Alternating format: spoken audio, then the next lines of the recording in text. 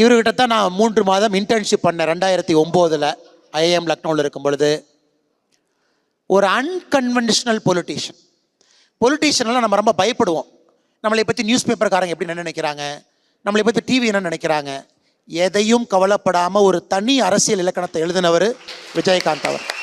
நான் இப்படித்தான், ஏற்றுக்கிறவங்க ஏற்றுக்காங்க, ஏற்றுக்காதவங்க ஏற்றுக்காதீங்கன்னு சொல்கிறக்கு ஒரு தனி தைரியம் வேணும்.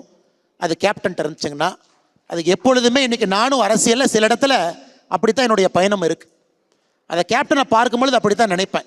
யாருக்கும் கேர் பண்ணாமல் அவர் ஸ்டைலில் அரசியல் பண்ணார். அது ஜட்ஜ் பண்ணலாம், சக்ஸஸாக ஃபெயிலியராக அது வேறீங்கன்னா. அந்த தைரியம் அவர்கிட்ட இருந்துச்சு.